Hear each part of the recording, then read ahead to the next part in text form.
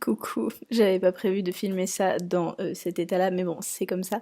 Je suis en train de faire le montage de la vidéo que tu vas regarder et je voulais te préciser que la qualité de tous les plans est moins bonne parce que j'ai utilisé la caméra de Léo parce que j'étais chez ses parents et j'avais oublié ma caméra. Donc pour filmer ce magnifique repas de Noël, eh bien j'ai dû utiliser les moyens du bord qui était une caméra de moins bonne qualité que la mienne. Donc voilà la raison pour laquelle cette vidéo va pas être hyper ouf quoi. Bah, déjà vu comment je commence la vidéo effectivement.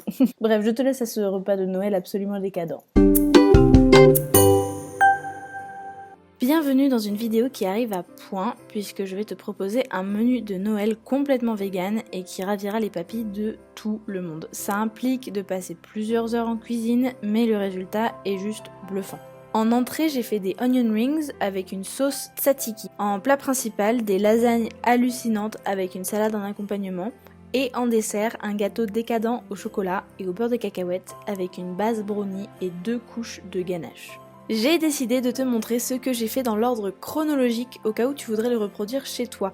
Compte bien entre 4 et 5 heures de préparation si tu le fais seul. Dès le matin, j'ai préparé la base brownie du gâteau pour qu'il refroidisse pendant plusieurs heures. J'ai utilisé une recette très simple que tu trouveras en barre d'infos. Quand je suis revenue en cuisine dans l'après-midi, j'ai découpé le dessus du gâteau pour en faire une base plus ou moins droite. J'ai pas trop réussi mon coup. Ensuite, je me suis attaquée au ganache. Pour le gâteau en lui-même, j'ai suivi une recette YouTube que je te mets aussi en lien. La première ganache était tellement bonne, au beurre de cacahuète c'était une tuerie. Le secret pour les 2 ganaches c'est de fouetter du lait de coco, mais uniquement la partie solide de la boîte de conserve, donc pas les trucs en briques là. Pour dissocier le liquide et le solide dans la boîte de conserve, il faut que tu mettes la boîte au frigo. Et après avoir incorporé le lait de coco fouetté, il faut aussi faire monter de l'aquafaba, qui est le jus de pois chiche, que tu trouves aussi dans la boîte de conserve avec les pois chiches, qui remplace le blanc d'œuf, mais est beaucoup plus digeste à manger cru, et puis n'a pas tué des pauvres petites poules. Donc ce gâteau ne marche que si tu le mets au congélateur. Donc pendant que la ganache de beurre de cacahuète se solidifiait, je me suis attaquée à la ganache au chocolat. Même procédé, mais avec du chocolat fondu. Une fois que c'était prêt, j'ai rajouté la ganache au-dessus du gâteau puisqu'il s'était déjà un peu solidifié. À mettre au minimum 3 heures au congélateur, d'où l'importance de s'y prendre en avance.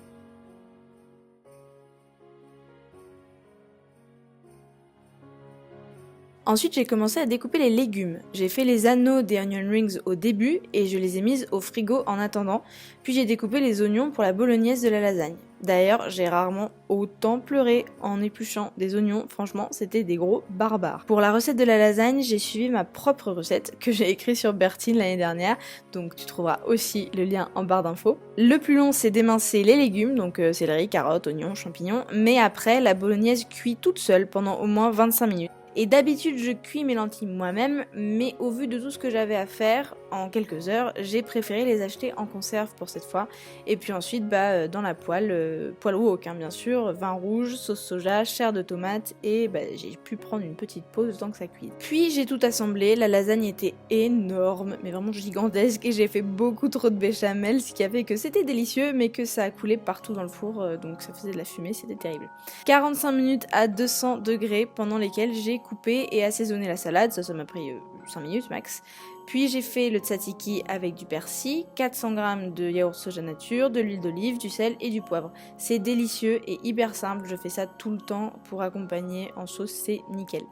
Enfin, je me suis attaquée aux onion rings qui ont été infernales à faire. J'ai suivi la recette de Lloyd Lang que je te mets aussi en barre d'infos, mais ça n'avait rien de simple. Je n'arrivais pas à bien assembler la chapelure comme dans la vidéo, ça collait de partout, bref, c'était un cauchemar. Mais bon, malgré ma déception quand je les ai mises au four en pensant que ça allait être pas bon du tout, c'était en fait absolument délicieux, juste ça ressemblait pas à la vidéo. Pendant que les onion rings étaient au four, 20 minutes à 200 degrés, j'ai terminé le gâteau. Le démoulage était compliqué parce que j'avais pas mis le machin en plastique à l'intérieur comme la dame fait dans la vidéo, mais j'ai quand même réussi. Il était assez impressionnant comme gâteau, j'ai quand même étalé de la crème de marron et des spéculoos émiettés sur le dessus avant de le remettre au frigo, le temps de manger.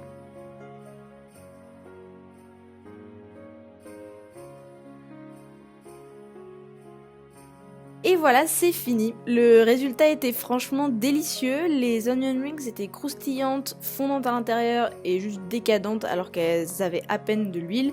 La fraîcheur du tzatziki était hyper agréable avec. Les lasagnes avaient tellement de goût, ça a ravi les parents de Léo qui mangent de la viande tous les jours. Et à part la béchamel qui est pleine d'huile, c'est une recette très saine, pleine de bonnes choses, mais qui a quand même un goût, tu vois, festif quoi, c'est riche. Et enfin, le gâteau, c'était quelque chose. La ganache au chocolat ne se tenait pas trop, mais l'effet coulant était en fait assez satisfaisant. Je dois avouer qu'il était beaucoup trop lourd pour moi, mais il a beaucoup plu aux autres personnes. Moi, j'ai craqué pour la ganache au beurre de cacahuète, je te l'ai déjà dit, mais je pense que je la referai avec d'autres gâteaux parce qu'elle était pas très compliquée. Et voilà, cette vidéo est terminée. J'espère que ça t'aura donné des idées pour passer un repas de Noël vegan, parce que ce serait dommage de tuer, violer, torturer et exploiter des animaux pour Noël. Je sais pas ce que t'en penses, mais moi je préfère pas. N'hésite pas à aller voir tous les liens en barre d'infos, t'as compris qu'en fait tu as toutes les recettes en barre d'infos si tu veux. Merci beaucoup d'avoir regardé cette vidéo jusqu'au bout, moi je te fais un énorme bisou, je retourne digérer et je te dis à mardi prochain.